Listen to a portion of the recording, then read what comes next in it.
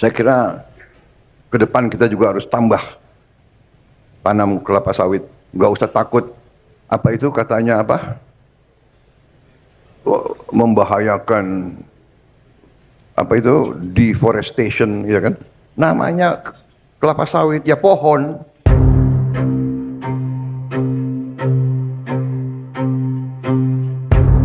Pada akhir November 2025, hujan ekstrim disertai dampak dari tropical cyclone Shenya melanda Provinsi Aceh, Sumatera Utara, dan Sumatera Barat. Ribuan nyawa hilang dan ribuan rumah hancur oleh banjir dan longsor.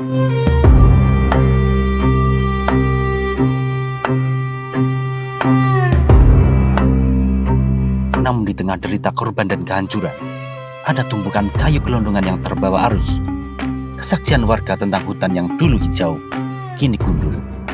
Dan tudingan bahwa bencana ini tidak semata alam, melainkan akumulasi dari perusakan manusia.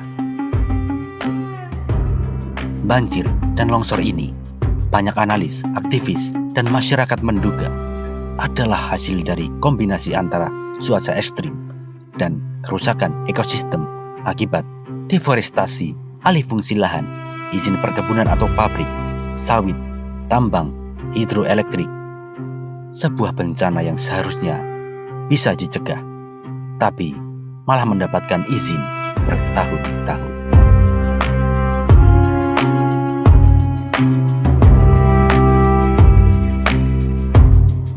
Selama 2 dekade terakhir, Pulau Sumatera kehilangan jutaan hektar tutupan hutan, sekitar 4,4 juta hektar dari 2001 sampai 2024. Banyak lahan hutan diubah statusnya, dibuka untuk perkebunan sawit, pertambangan, hidroelektrik, dan industri ekstraktif lain. Di lembah, aliran sungai, dan daerah hilir atau hulu yang kritis, terutama di ekosistem sensitif seperti kawasan Batang Toru, yang juga habitat satwa langka, konsesi besar telah diterbitkan oleh pemerintah. Setelah banjir, pemerintah mengumumkan penyelidikan terhadap sejumlah perusahaan yang diduga bertanggung jawab atas kayu gelondongan yang terbawa arus. Sebanyak 12 perusahaan ditetapkan sebagai tersangka awal. Pemeriksaan ini mencakup dugaan aktivitas ilegal seperti pembalakan tanpa izin, penyalahgunaan izin, dan konversi hutan tanpa prosedur lingkungan yang memadai. Artinya, rantai izin dari pemerintah daerah atau pusat, perusahaan telah memungkinkan pengubahan landscape ekosistem tanpa memperhitungkan dampak hidrologis dan ekologis jangka panjang. Pihak resmi mengakui bahwa cuaca ekstrim, siklon, dan hujan deras adalah pemicu utama bencana. Namun banyak pengamat lingkungan dan aktivis menegaskan bahwa jika hutan dan ekosistem tetap utuh, dampaknya tidak akan separah sekarang. Tanah yang gundul tidak bisa menahan air, resapan air turun drastis, sungai meluap lebih cepat. Kondisi ini mirip bencana di panggang alam, plus perusakan manusia. Kombinasi cuaca ekstrim dan penghilangan tutupan hutan adalah resep bencana. Bagi banyak korban, mereka tak hanya kehilangan rumah dan keluarga, tapi juga kehilangan kepercayaan bahwa izin sama dengan aman. Kini, izin yang dulu dianggap sah malah jadi bom waktu, menyisakan erosi longsor dan banjir masif.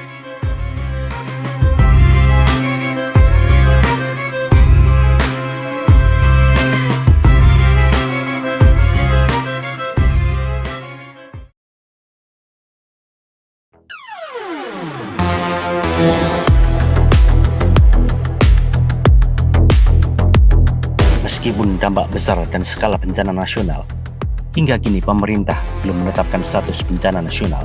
Banyak warga, aktivis, dan politisi menduga ini bukan semata urusan administratif, tetapi bagian dari kalkulasi politik, ekonomi untuk melindungi korporasi, pemilik izin, dan menjaga stabilitas investasi. Menetapkan bencana nasional akan membawa konsekuensi serius. 1. Audit besar-besaran atas izin, lahan, dan korporasi.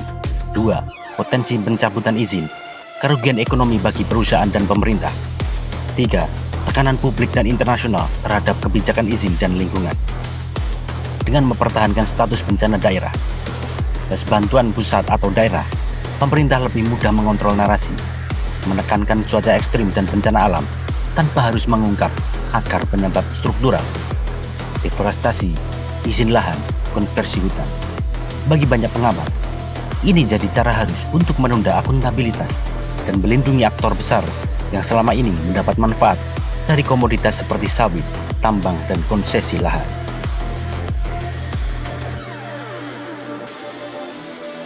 Kini, saat penyelidikan atas perusahaan-perusahaan tersangka berjalan, dan ketika tumpukan kayu gelondongan jadi simbol kerusakan, Indonesia menghadapi momentum penting.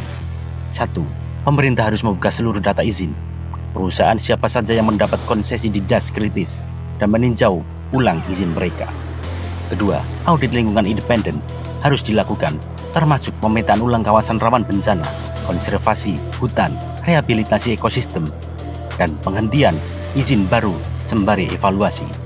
Ketiga, kompensasi dan rehabilitasi bagi korban harus transparan, cepat, dan melibatkan masyarakat lokal. Bukan hanya bantuan darurat, tetapi perbaikan jangka panjang, infrastruktur, lingkungan, dan tata kelola lahan. Kalau tidak, maka tragedi seperti banjir dan longsor Sumatera 2025 bisa saja terulang, diiringi dengan bisik-bisik gelap izin dan konsesi yang terus tertutup. Karena pada akhirnya, tidak cukup hanya menyelamatkan korban, kita juga harus menuntut keadilan, tanggung jawab, dan perubahan sistem.